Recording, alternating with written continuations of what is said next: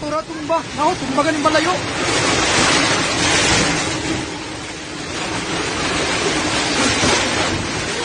Nabidyo na ko ba? Isa lang balay.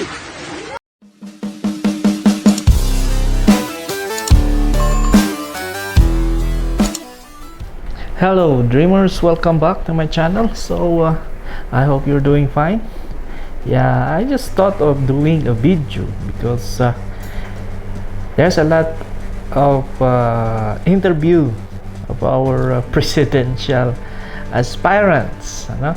And like I wonder why there's no such topic regarding disasters. Well, it's a sad thing.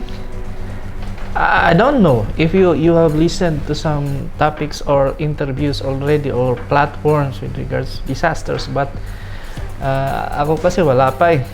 If meron man kayong napakinggan, pa-comment naman sa baba para mapanood ko rin kung sino sa mga presidentiables natin ang talagang inclined, no, sa disaster, or kung may nag-interview man sa kanila na ang topic ay tungkol sa disaster. Yan, pa-comment naman sa baba para alam natin.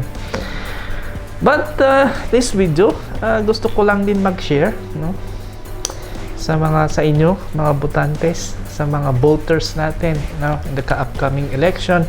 Well, we need already, no, it's been matagal na po. Kailangan na po natin ng isang talagang matatag na plano kung paano natin i-handle, i-manage, i-reduce ang disaster risk dito sa Pilipinas. Okay? Well, disaster risk, again, sa mga hindi pa nakakapanood, may previous video how to know kung nadi-disaster ka or madi-disaster ka. Tingnan nyo na lang sa aking channel. At talaga namang hindi mo masasabing hindi ka madi-disaster kung nandito ka sa Pilipinas. Bakit ba disaster kasi ang pinag-uusapan natin? Okay, ito na nga. May mga puntos tayo with regards to bakit, kahit ako mismo, bakit ba nalulung ako sa disaster risk reduction and management?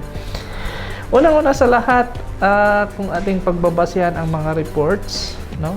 Yung mga tulad ng mga ibang video natin sa YouTube, since 2001 hanggang 2010, yeah, and that's just 10 years, trillion na po ang nawawala dahil sa disaster. Sa pera yan, ha. And with regards to the deaths, we already incurred more than 1 million in the whole world, more than, baka abot pa nga yata yan ng 5 million. So can you imagine that? Trillion worth of expenses and millions of deaths every year. Hindi ba, lalong-lalo dito sa atin, sa Pilipinas, hindi ba dapat mas tipid tayo sa gastos at instead na gamitin sa disaster ang mga pera natin, di ba dapat for development sana? Yan po ang unang-unang dahilan kaya dapat unahin na sana natin ang disaster risk reduction and management. Now, take it for an example sa inyong mga bahay, no? Kapag ang inyong bahay hindi nyo naayos, tingnan nyo to, and then yung mga bubong ninyo, ibig kong sabihin, hindi nyo chine-check, hindi na pala maayos ang pagkakakabit, tapos biglang may dumating na bagyo, yan, tapos tinangay yung bubong ninyo, gagastos kayo sa pagpapaayos niyan, di ba? Di ba po? Ang punto ko lang naman is, kung sana nasa isip ninyo, or kung nasa isip sana natin na unahin ang disaster risk reduction and management, may iwasan tating gumastos ng gumastos. Okay? So ayan nga, sa inyong mga bahay, lumipad ang bubong, inayos nyo, gastos, tapos nakaligtaan nyo na naman, nagka-typhoon ulit next year, lumipad ulit yung bubong ninyo, ginastosan nyo na naman. Di ba sayang po yung ginagastos natin every year sa pagpapaayos lamang ng inyong bubong? Kung mas maganda sana, kung ginastos mo na lang sa maintenance at sa disaster risk reduction and management ng iyong bahay, di ba mas makakatipid po tayo? Ganon din po naman sa ating mga government institutions, no? If you go dito, lalong-lalo dito sa atin sa Benguet, we are landslide prone area. Sabi ko nga, every year may landslide yan, no? Every year may landslide, every year may mga flooding yan, mga agricultural products natin apektado. Every year gumagastos talaga tayo. So, sabi ko nga, kapag sana tinututukan muna ang disaster risk reduction and management, sana makaka-minimize tayo ng gastos every year sa pagre-repair, pagre-rehab. Taon-taon na lang po yan. That's why I was looking for a candidate sana, kung meron, who will prioritize our disaster risk reduction and management. So, iyan lang po ay isa sa mga dahilan kung bakit natin dapat pinaprioritize ang ating DRRM.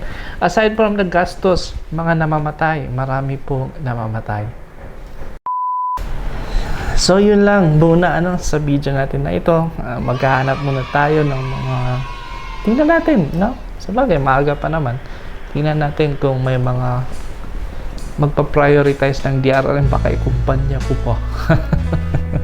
Anyway, thank you very much again for watching. My name is Yung Isnara.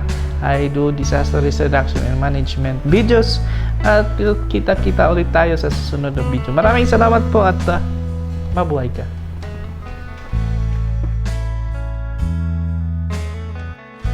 Nunduy nga ta, nununan ta ka, bahing niyadag na nakaunsaya.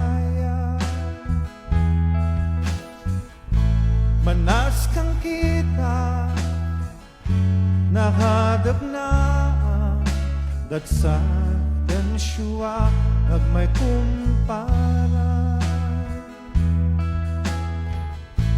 Nunam naman ko, bil meron tempo, at di ba'y tanuntat ag magdip ka na.